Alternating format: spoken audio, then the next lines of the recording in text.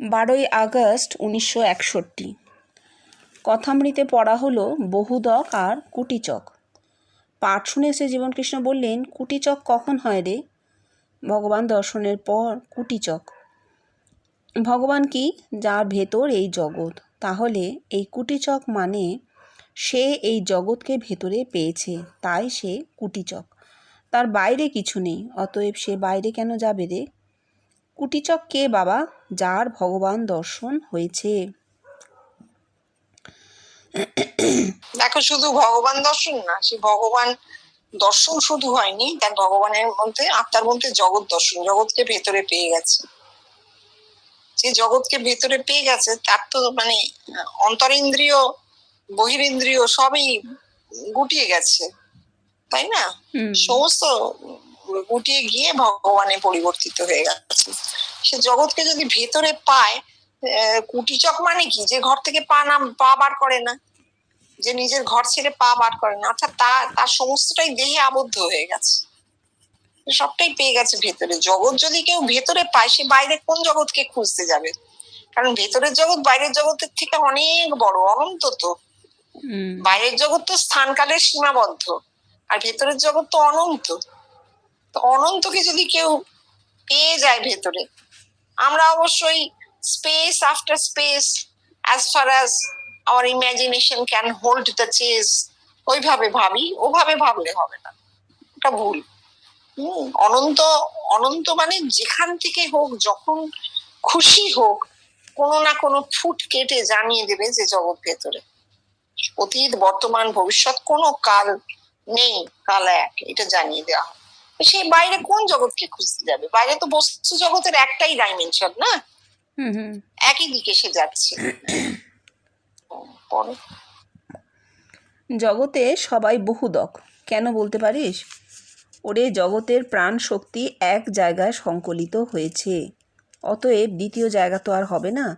তাই যার ভগবান দর্শন হয়েছে সেই কুটিচক। তাহলে বাকি মানুষের কি হলো?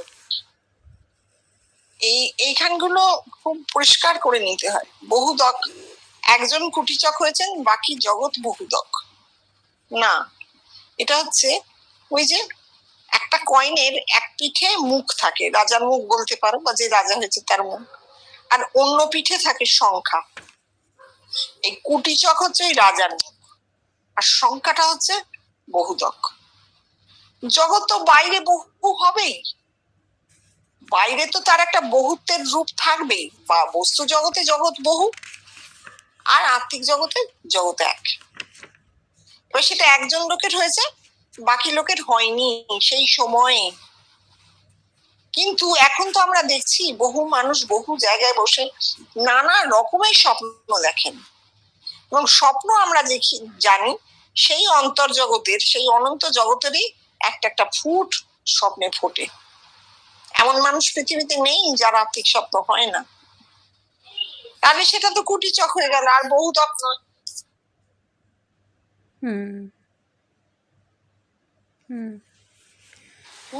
এরকম ভাবে আমাদের ভাবা দরকার যে বহুদক বলতে যে জগতের কথা উনি বলছেন, সেটা হচ্ছে উনি এক, আবার উনিই বহু। আর তুমি নিজের দিক থেকে ভাবো, তুমি এক, আবার তুমিই বহু। যখন বাইরে বহু, সেই বহুদক, আর যখন ভেতরে তুমি এক, তখন তুমি কুটিচক। যখন আমাদের স্বপ্ন হয় তখন আমরা কুটিচক, আর যখন আমরা বহির্জগতে রয়েছি তখন আমরা বহুদক, তাই নয় কি?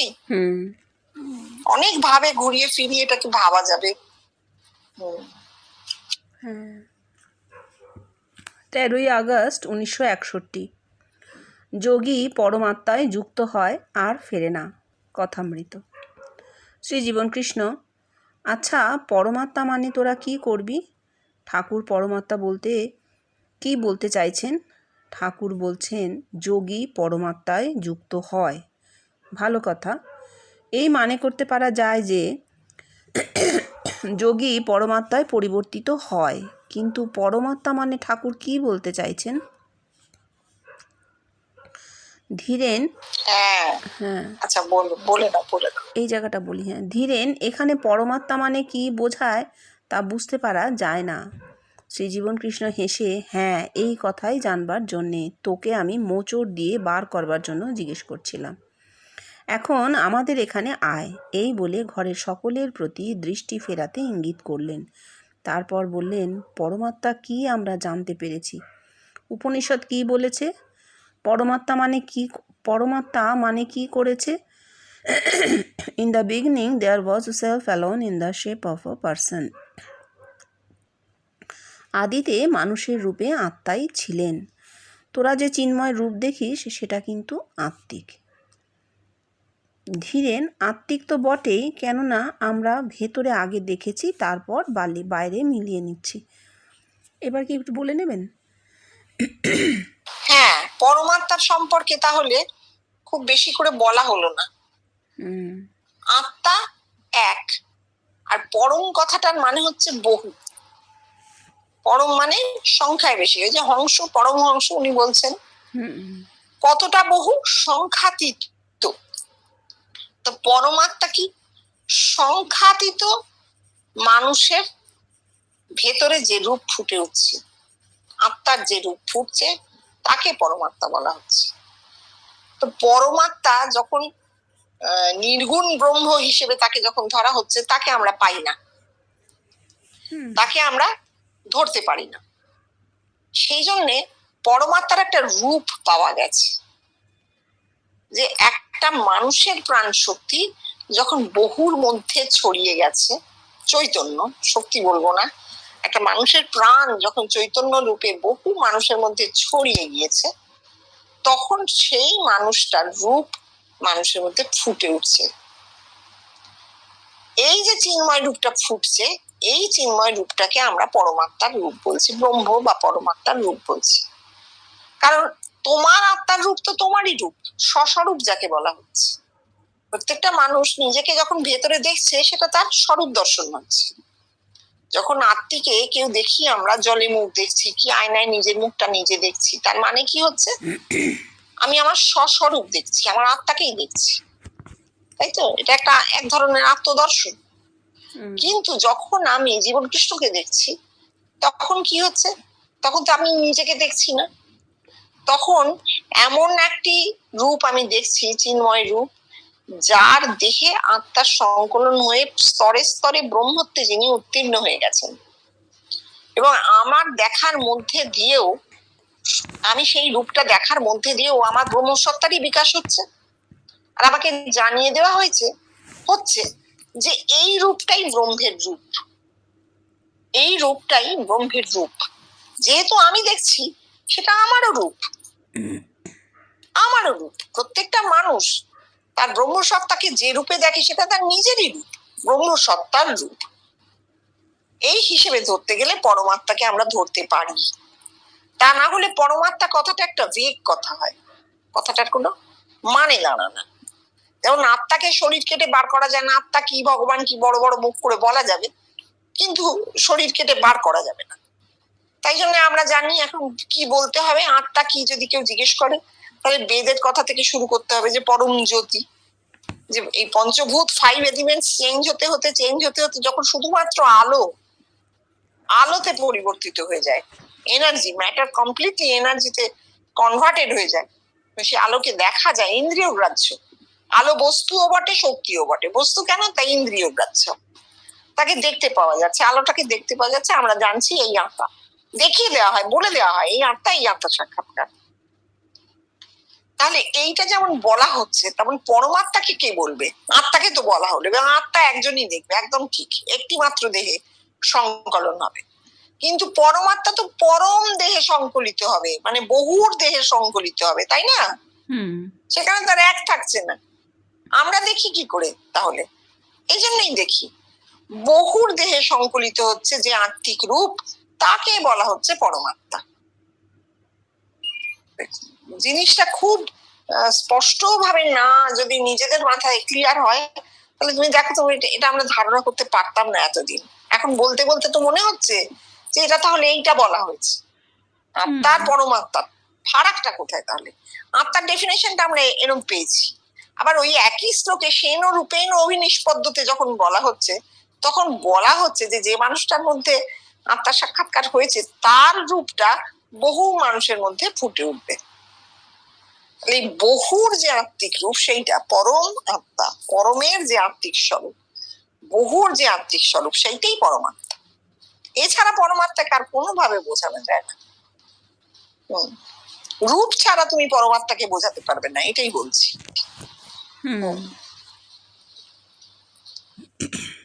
শ্রী জীবন কৃষ্ণ কীরকম? যদি দেহ না থাকতো তাহলে রূপ কোথা থেকে আসতো রে? দেহ আছে বলেই রূপ দেখা যাচ্ছে, তাহলে কি হচ্ছে? দেহটাও বটে। কত বড় কথাটা বলে দিলেন তো। এই যে আমরা কি করি, এতকাল শুনে এসেছি কি, যে দেহবোধ চলে যেতে হবে, দেহ থেকে এটা বাদ দিতে হবে, ইন্দ্রিয় নিচয়কে শান্ত করতে হবে, রিপুগুলোকে শান্ত করতে হবে, শুধু ভগবত চিন্তা করতে হবে, জপ করতে হবে, তপ করতে হবে, ধ্যান করতে হবে। সবটাই কেন করতে হবে? দেহ থেকে মন উঠিয়ে দেওয়ার জন্য, দেহে যেন মন না নামে। পা কেটে দিলেও যেন না টের পাওয়া যায় যে আমার পা গুলো কাটা পড়ে গেছে। সেইটা জীবন কৃষ্ণ সম্পূর্ণ কেটে দিলেন যখন বলছেন দেহটাও তো আত্মার রূপ। তার প্রমাণ কি? আমরা আত্মিক দর্শনে যা দেখি সে তো দেহের রূপেই দেখি। উদ্ভট কিম্ভূত কিমাকার কিছু তো দেখি না, আমরা মানুষকেই তো দেখি। নিজেকে দেখি, জীবন কৃষ্ণকে দেখি, আরো নানা মানুষকে যে দেখি, মানুষকেই তো দেখি, তার তো রূপ আছে, পরিষ্কার রূপ দেখতে পাই। এটাই প্রমাণ যে দেহটাও বটে, দেহটাই বটে, দেহটাও না, দেহটাই বটে। দেহ ছাড়া কিন্তু কিছুই সম্ভব নয়। এসব দেহ বোধ চলে যাবে ও কথাগুলো আর খাটে না, একদমই খাটে না। দেহটাই বটে, কারণ দেহ ছাড়া কিছুই হবে না। আর দেহ থাকলে হাত পা চোখ মুখ সবই থাকবে, তাদের ক্রিয়াকলাপও থাকবে, ওই ইন্দ্রিয় নিচয়ও থাকবে, রিপুও থাকবে, সবই থাকবে। তাহলে আমরা কি নিয়ে আলোচনা করি? সবই যদি থাকে, সব থাকা সত্ত্বেও মানুষ ব্রহ্ম, এইটাই আমাদের আলোচনার বিষয়। একদিন মানুষের দেহটাও ব্রহ্মে পরিণত হয়ে যাবে, অর্থাৎ চৈতন্যময় হয়ে যাবে। সেদিন আসেনি তাই আমরা বলতে পারি না, কিন্তু ভবিষ্যৎ সেই দিকেই ইঙ্গিত করে।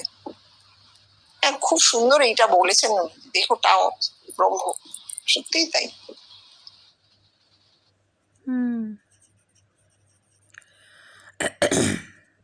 বিজ্ঞানীর কথা প্রসঙ্গে শ্রী জীবন কৃষ্ণ বললেন, বিজ্ঞানী কি? বিশেষ রূপে জ্ঞান হচ্ছে। কি জ্ঞান হচ্ছে? আমি কি? আমি এই দেহ নই, আত্মা এই জ্ঞান। ওরে, ভগবান দর্শনের বহু পরে এই জ্ঞান হয় রে। প্রথম আমি বলতাম যে আমার ভেতর এই জগৎ, যে আমার কাছে আসতো তাকেই বলতাম আমার ভেতর জগৎ। কিন্তু দেখ, যখন এই কথা বলতাম কেউ বুঝতে পারতো না। বিষ্টুপালকে প্রথম যখন এই কথা বললাম, দেখ বিষ্টু, আমার ভেতর এই জগৎ, সে হাওড়া কোর্টের উকিল রে। তারপর বিষ্টুপালকে জিজ্ঞাসা করলাম, বিষ্টু, জগৎ কোথায়? সে অনেকক্ষণ ভেবে বললে, দাদা, আপনার ভেতর জগৎ। এই কথা শুনে আমি ভাবলাম যে না, এরা তো কিছু বুঝতে পারে না এসব কথা। আর তারপর থেকেই আমি ভাবলাম, না, এরকম করে বললে তো ওরা বুঝতে পারবে না। তখন থেকে আমি বলতে লাগলাম, এই আত্মার ভেতর জগৎ। আত্মা কি? যার ভেতর এই জগৎ দেখতে পাওয়া যায়। এ তো ঊর্ধ্বাঙ্গের ব্যাখ্যা হলো, আর নিম্নাঙ্গের ব্যাখ্যা হচ্ছে এই প্রাণ শক্তি আত্মায় পরিবর্তিত হয় সহস্রারে উঠে।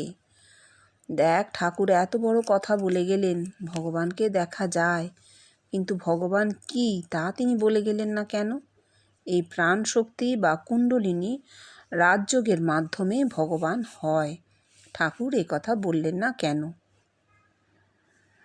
আচ্ছা দেখো, এইখানটা একটা কথা আছে। এই যে প্রথমে যে কথাটা তুমি বললে যে আত্মার মধ্যে জগৎ, উনি বলছেন, বিষ্ণুপাল বলছেন আপনার মধ্যে জগৎ। প্রথম উনি বলতেন আমার মধ্যে জগৎ, এই জগৎ আমার মধ্যে। আর বিষ্ণুপাল সেই কথার জিজ্ঞেস করাতে বলেছিলেন, দাদা আপনার মধ্যে জগৎ। উনি বুঝলেন যে এইভাবে হবে না, তখন বলতে শুরু করলেন আত্মার মধ্যে জগৎ। কেন? প্রত্যেকটা মানুষের মধ্যেই আত্মা, ও সেই আত্মার মধ্যে এত বড় জগৎ। এখন কথা হচ্ছে, উনি এটা বললেই কি সকলের সেটা ধারণা হয়েছিল, বা এখনো কি হয়? না, হয়নি। হয়নি, হবেও না। বিষ্ণুপালেরও হয়নি। বিষ্ণুপালের তারপর যদি বলতেন যে আমার মধ্যে আত্মা এবং সেই আত্মার মধ্যে জগৎ, তাতেও হতো না। কেন বলতো? বেষ্টির সাধন পূর্ণাঙ্গ সাধন হয়। জীবন কৃষ্ণের একটা পূর্ণাঙ্গ সাধন হয়েছিল। এই যে পূর্ণাঙ্গ সাধন, এইটা আর হবে না কারোর, এটা শেষ হয়ে গেছে। প্রত্যেকটা স্তর তো শেষ হয়ে যায়, বেষ্টির সাধনের স্তরটা শেষ হয়ে গেছে, এই যুগটা পুরো চলে গেছে। আর কোনো মানুষের দেহের এমন কন্ডিশন হবে না যাতে তার দেহে পূর্ণাঙ্গ বেষ্টির সাধন হয়। অথচ একটা হ্যাঙ্কারিং থাকে মানুষের, আমি জীবন কৃষ্ণ হব। সেই হ্যাঙ্কারিং থেকে মানুষ নানা কথা বলে, নানাভাবে চেষ্টা করে, কিন্তু না, আর দ্বিতীয় জীবন কৃষ্ণ হবে না। যেমন উনি বলতেন দ্বিতীয় রামকৃষ্ণ আর হবে না, ঠিক সেরকম দ্বিতীয় জীবন কৃষ্ণ হবে না। এ যার তার, উনি এই কথা অনেকবার বলেছেন, যে যার তার, অর্থাৎ ওর অনুভূতি ওরই অনুভূতি। যতই করবোরেশন দেবার জন্য সাক্ষী থাকুক ঘরে, 5 জন 6 জন দেখুক, যাই হয়ে যাক না কেন, ওর বেষ্টির সাধন একান্ত ভাবে ওর আত্মার মধ্যে জগৎ দেখা, ওই সেটাকে এইভাবে বলা, উনি 1000বার বলুন, আর বাকি কারোর এইভাবে ধারণা হবে না। ওই কোষগুলো আর এইভাবে খুলবে না, ওই স্তর শেষ হয়ে গেছে।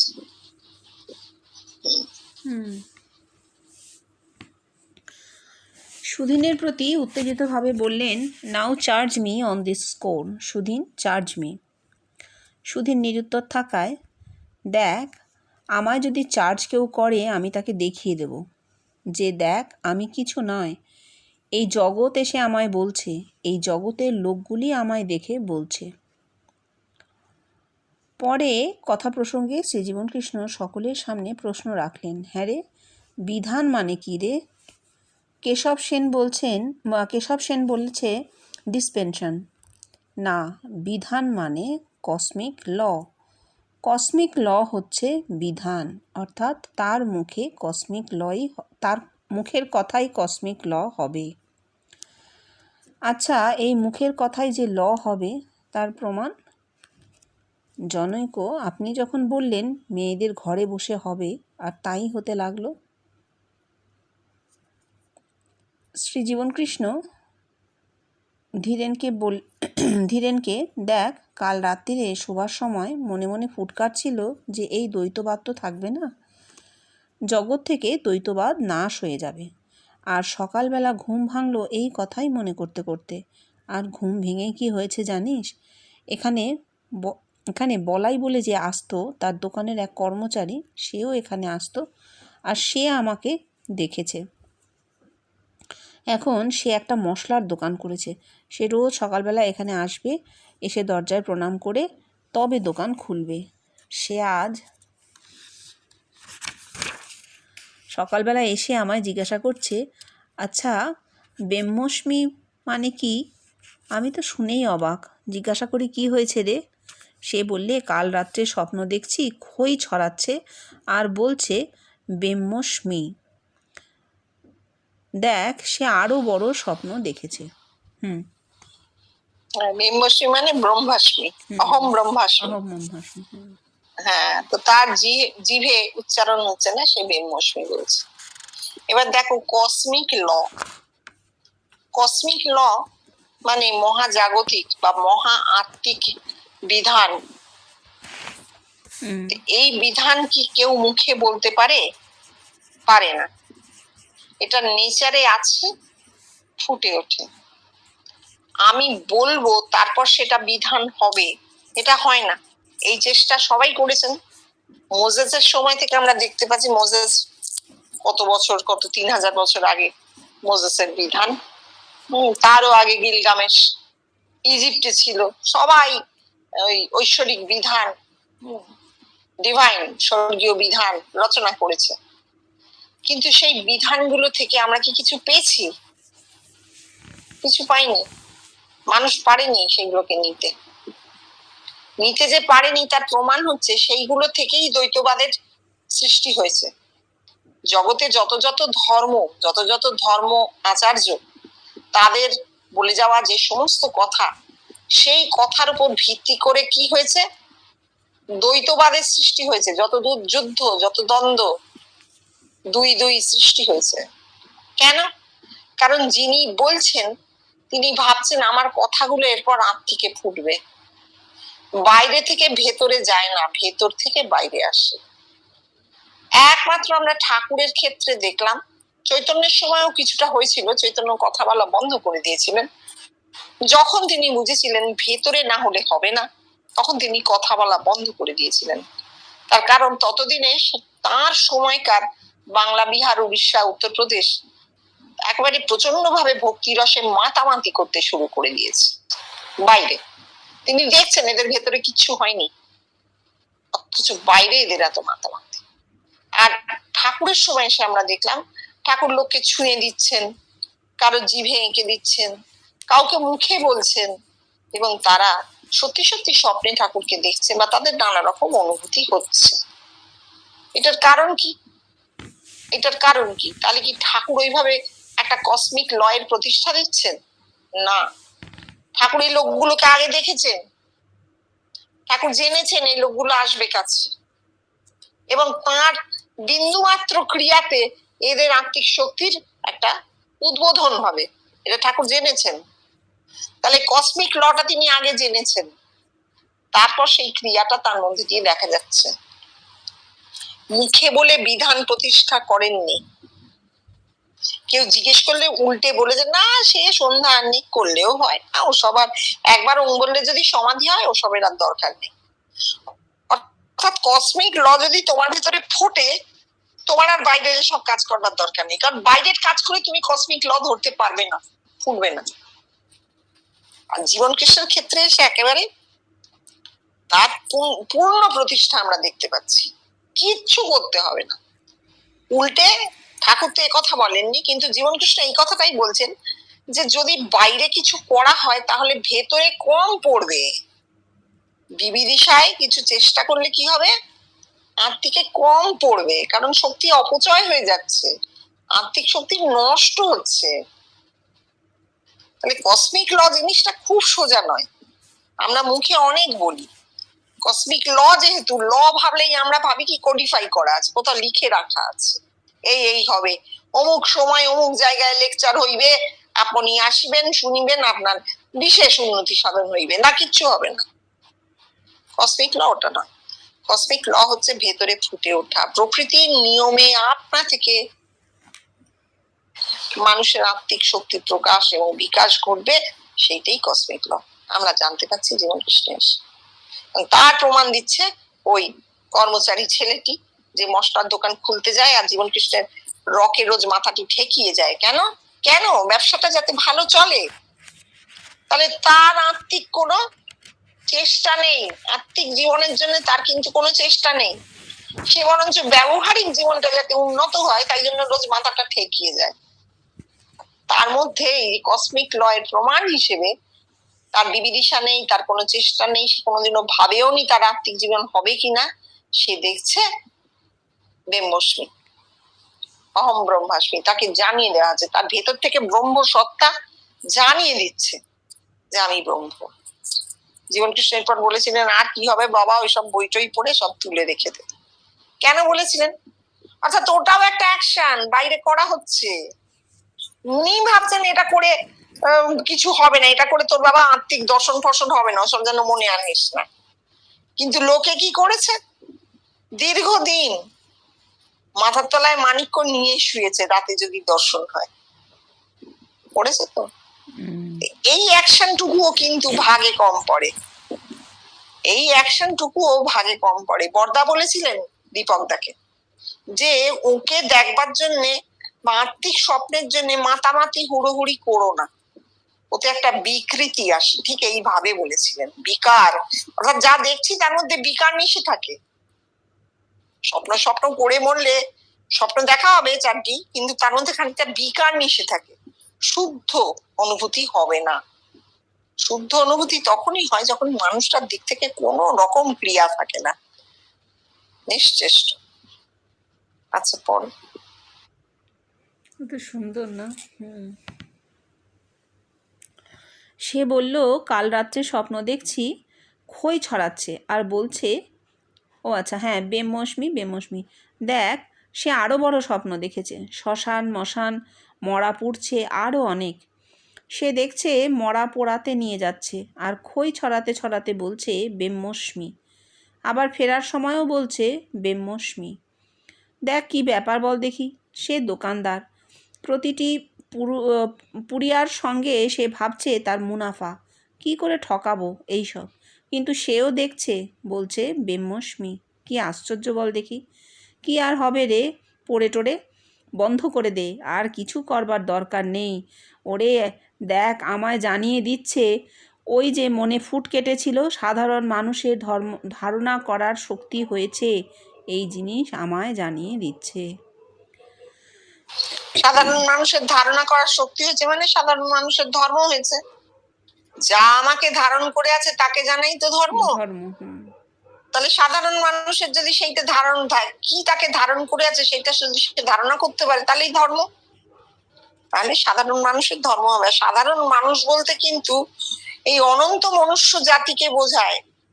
দুটো চারটে রাজা গজা আর দুটো চারটে পয়সাওয়ালা লোক আর দুটো চারটে ধর্মের আচার্যদের বোঝায় না। শুধু অবতার, শুধু প্রফেট এদের বোঝায় না। সাধারণ মানুষ মানে প্রত্যেকটা মানুষ, each and every member of this human race, তবে সাধারণ মানুষ।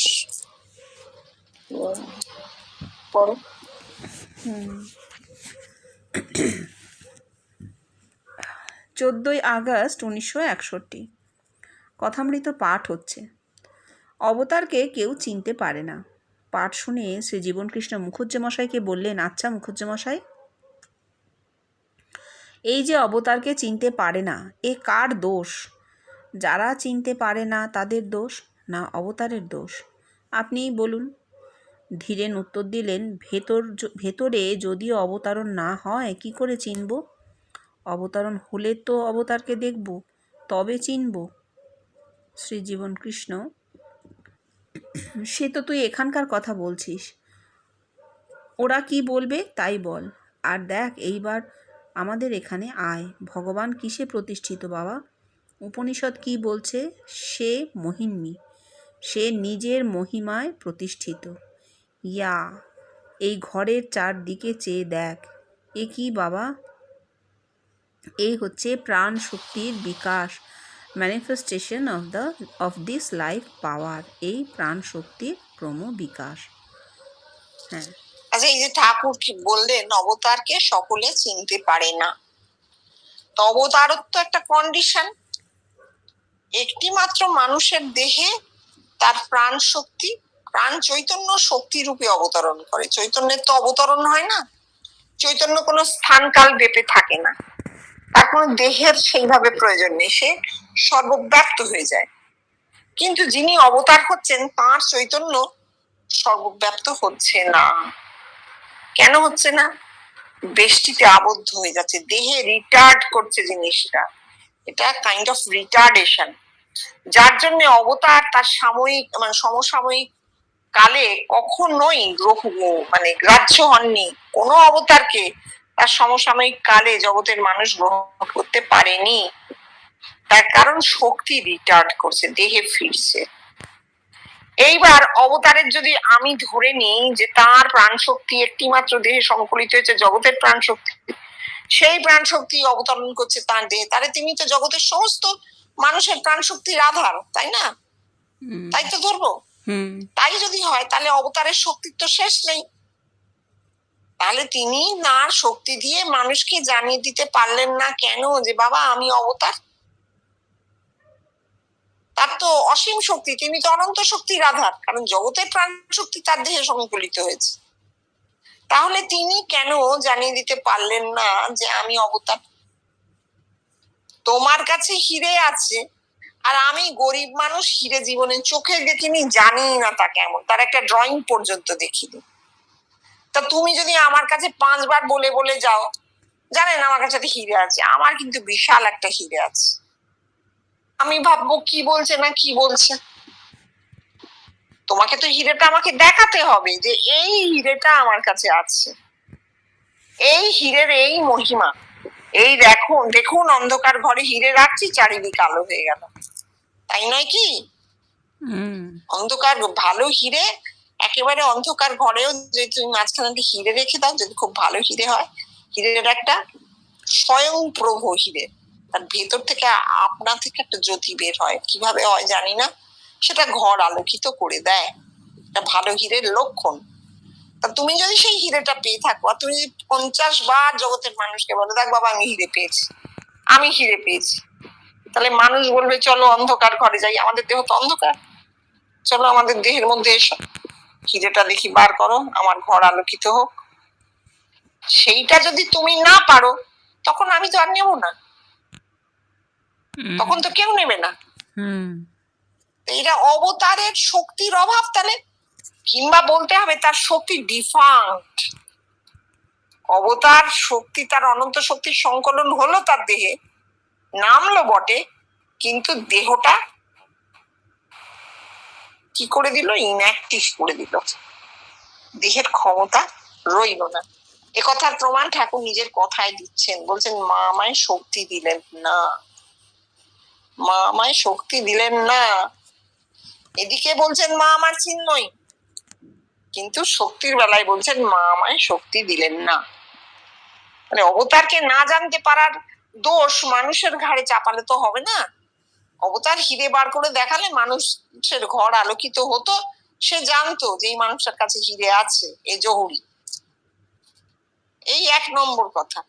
আর যেটা ধীরেনদা বললেন ভেতরে অবতরণ না হলে, এটা ধীরেনদা কেন বললেন জানি না, কারণ আমরা যে জীবন কৃষ্ণকে দেখি, আমাদের ভেতরে জীবন কৃষ্ণের রূপের অবতরণ হয় না, আমাদের দেহে কোনো অবতরণ নেই, আমাদের মাথার মধ্যে রূপটা ফোটে। এই কথাটা মাথায় হাতুড়ি মেরে ঢোকাতে হবে, যে আমাদের ব্রেন অ্যাক্টিভ হয়েছে, শরীরে নয়, আমাদের কোনো দেহের সাধন নেই, অবতারত্ব দেহের সাধনে। জীবন কৃষ্ণ বলছেন তুই এই ঘরের কথাই বলছিস, কিন্তু সেখানে উনি হয়তো নির্মম ভাবে ওটা কাটেননি, যে আমরা যখন ওনাকে দেখি সেটা দেহের মধ্যে ঠিকই, কিন্তু আমাদের ওই কোটিদেশ পর্যন্ত তিনি নামছেন এমন নয়, আমাদের মাথায়, আমাদের স্বপ্নে মাথায় দেখা হয়। আর অবতারত্ব কিন্তু প্রত্যক্ষ সিদ্ধ, তিনি স্পষ্ট নিজের দেহের মধ্যে জাগ্রতে অন্য একটা জিনিসকে দেখবেন। ঠাকুর জ্যোতি দেখেছিলেন, জীবন কৃষ্ণ মানুষ রতন দেখেছিলেন, প্রথমে জ্যোতি তারপর মানুষ রতন, জাগ্রত দর্শন, কোনো স্বপ্নের অনুভূতি নয়। ঠিক আছে, তারপর পড়ো।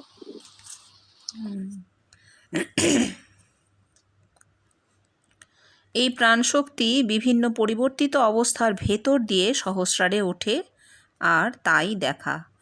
এই জিনিস আপনা থেকে হওয়া চাই, আর নিজে বললে হবে না, জগৎ এসে বলবে, দেখ ঠাকুর অবতার, এই জিনিস আমি মনে প্রাণে বুঝি, কেননা তিনি মানুষ রতনের কথা বলেছেন, মহাপ্রভু অবতার বা মানুষ রতনের কথা বলেননি। তাঁর চৈতন্য শ্রীকৃষ্ণ রূপে অবতরণ করেছিল, তিনি মানুষ রতন দেখেননি। দেখ ঠাকুর বলছেন চৈতন্য অবতার, সে যা করে গেল তাই বা কোথায় রইল বল দেখি। আর আমি কি বুঝলাম? চৈতন্য অবতার, সে যা করলো তার টিকল না। আর ঠাকুর অবতার, তিনি যা করলেন তাও টিকল না। ঠাকুর এই কথাই বলছেন, অর্থাৎ অবতার বাদ থাকবে না। দেখ আমারও স্বপ্ন আছে, 2 জন থাকবে না, 1 জন থাকবে।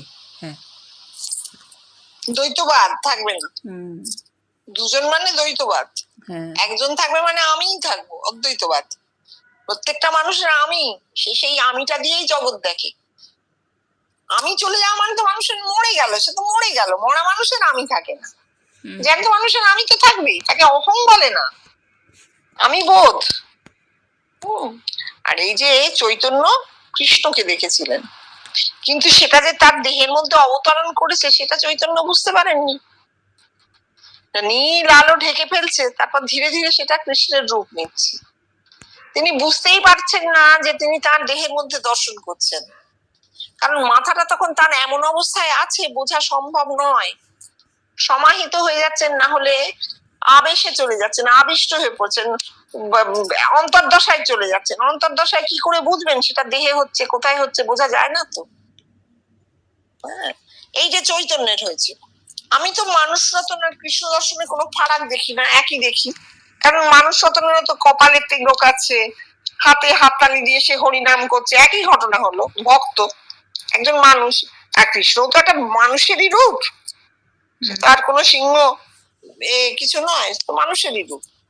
সুতরাং আমি এই দুটোর মধ্যে কোনো তফাৎ দেখি না, দুটোই হচ্ছে সাকারে অবতরণ। জ্যোতি একমাত্র যা নিরাকারে অবতরণ। কিন্তু এই কথার মধ্যে দিয়ে জীবনকৃষ্ণ যেটা বোঝাতে চাইলেন যে অবতারের দান টেকে না। কেন টেকে না? কারণ অবতারের দান দ্বৈতবাদে, আর দ্বৈতবাদ কিছু সত্যই নয়, দ্বৈতবাদ মিথ্যা, দ্বৈতবাদ সত্য নয়, একটি অস্তিত্ব। তাকে তুমি যত খুশি ভাবে দেখো না কেন, অস্তিত্ব সেই এক, একই থাকবে, এক সত্য তাই সে থাকবে, আর দুই মিথ্যা তা থাকবে না। আর অবতারের দান হচ্ছে সেই দুইয়ে, দ্বৈতবাদের দান, তাই তা টেকেও না, থাকেও না।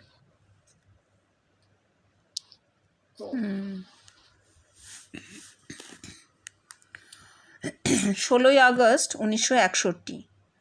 কথামৃতে পড়া হচ্ছিল, তোমরা গোস্বামী বংশ, তোমাদের পূজা আছে, তোমার প্রকৃতি তোমায় করাবে। শ্রী জীবনকৃষ্ণ প্রশ্ন করলেন, এর মানে কি তোরা বলতে পারিস? ওই যে ঠাকুর বলছেন গোস্বামীকে, তোমার প্রকৃতি তোমায় করাবে, এই প্রকৃতি মানে কি? ভোলা দেহ। শ্রী জীবনকৃষ্ণ, তাহলে এর মানে কি হচ্ছে? এর মানে এই হচ্ছে যে ঠাকুর গোস্বামীকে বলছেন, তোমাদের দেহ এমন যে এই জিনিস হবে না। হেরিডিটি বংশানুক্রমিক কথা বলছেন। হেরিডিটি স্পিক্স, অর্থাৎ তোমার দেহে সেই বংশানুক্রমিক সংস্কার আছে, আর কোনরূপ সংস্কার থাকলে দেহে আত্মা প্রকাশ পাবে না। অর্থাৎ ঠাকুর ঘুরিয়ে এই কথাই গোস্বামীকে বলছেন যে তোমার এসব জিনিস কিছুই হবে না। দেখলি এর কিরকম মানে হলো? হ্যাঁ, পুরুষানুক্রমিক সংস্কার, পুরুষানুক্রমিক পুজো আর্চা ধর্ম পালন যদি কারোর মধ্যে থাকে, এটা করতে হবে, এটা করলে এটা হবে, যদি তার আত্মিক জীবন অলরেডি খুলে না যায়।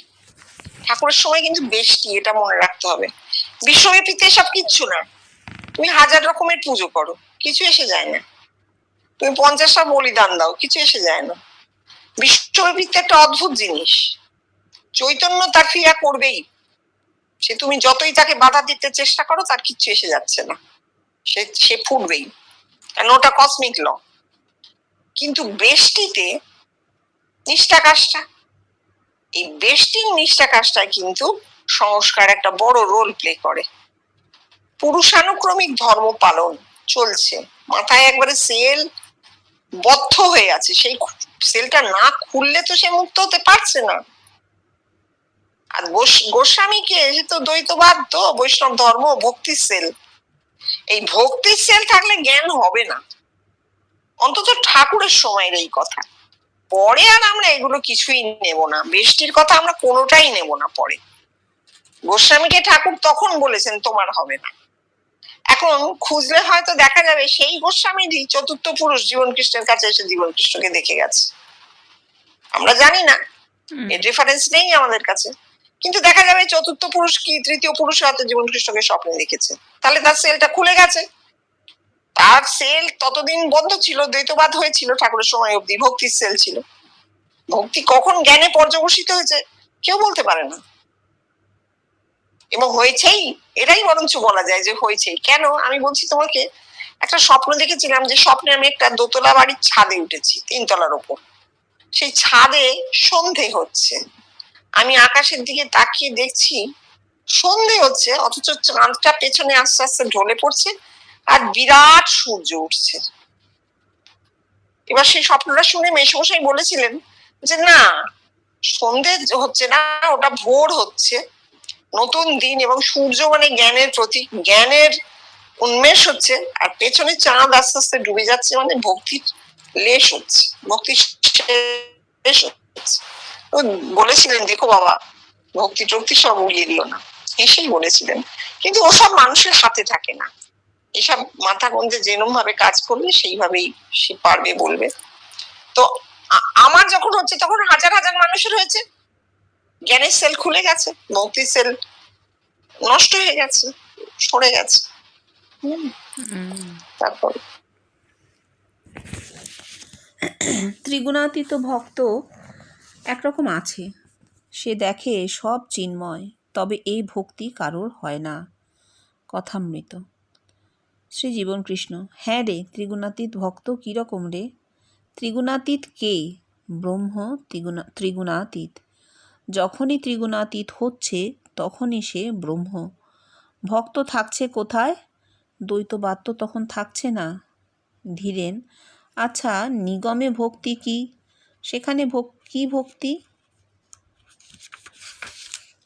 শ্রী জীবন কৃষ্ণ: ওরে, সে আমি না, তুমি তুমি। আর সেই তুমি কে? আমি তুমি হয়ে যাচ্ছে। অতএব নিগমেই বা ভক্তি কোথায়? দেখ, এ হচ্ছে ওই শ্যাকরার পদ্মফুল নিয়ে কোষ্ঠী পাথরে সোনা কষার মতো। এই ত্রিগুণাতীত ভক্ত কোথায় আছে বলতে পারিস? কোথাও নেই। ভক্তির কথা একমাত্র চৈতন্য ভগবত, চৈতন্য মঙ্গল এইসব বইয়েই পাওয়া যায়। কিন্তু আমার তো কই মনে পড়ে না ত্রিগুণাতীত ভক্তির কথা কোথাও বলেছে। তুই ভাগবতের কথা মনে কর না, ভাগবতেও এ কথা নেই। ঠাকুর কোত্থেকে যে এ কথা বলেছেন তার ঠিক নেই। যা হোক, একটা লাগিয়ে দিয়েছেন। মাসি: ত্রিগুণাতীত যার গুণই নেই সে ভক্ত কিসের? ঠাকুরই অন্য জায়গায় বলছেন তমগুণী ভক্ত, রজগুণী ভক্ত, সত্যগুণী ভক্ত। ভক্ত যে হবে তার গুণ থাকবেই। কেন? ভক্তি দেহে নামে, সুতরাং দেহের গুণ সেখানে ক্রিয়া করবেই। ত্রিগুণাতীত ভক্ত তো সোনার পাথর বাটি হয় না।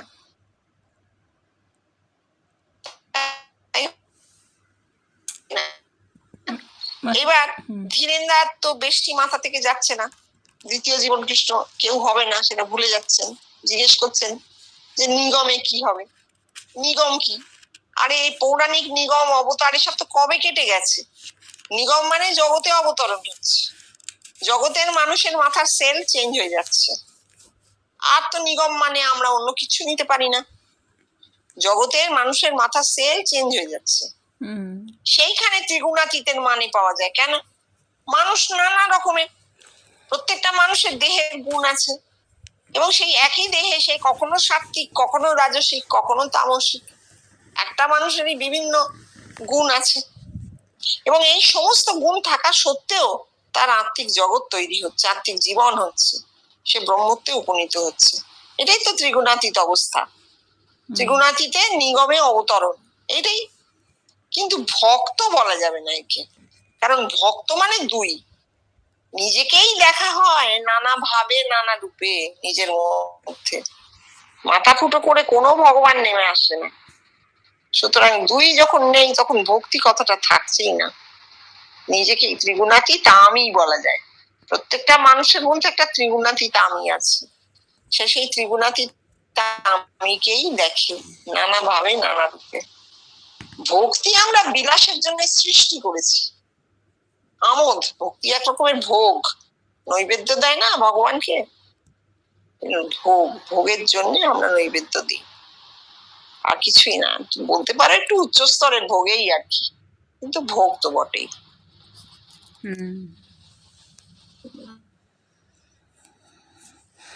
ধীরেন: ঠাকুর আমাদের এই জিনিস দান করলেন।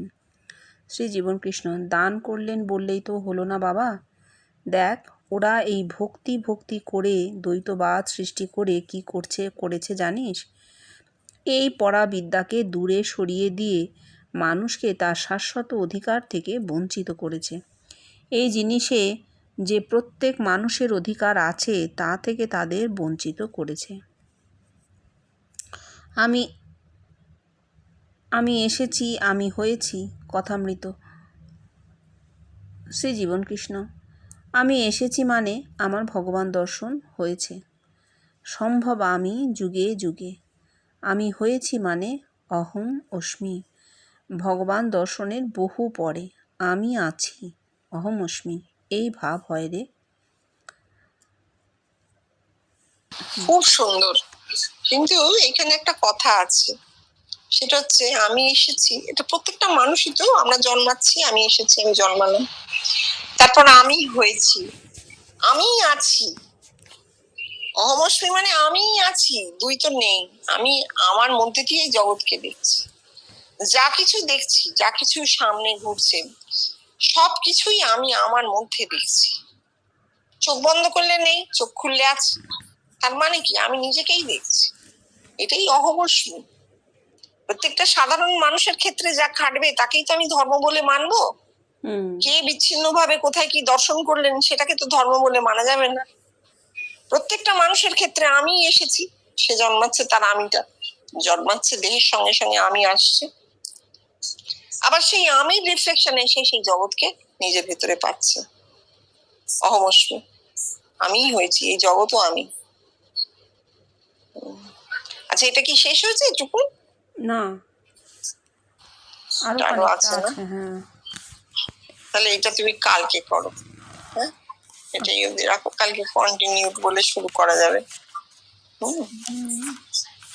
এই সময়টাই বেস্ট, এই 11টার পর। খাওয়া দাওয়া মিটে গেছে শান্তিতে, ডিস্টার্ব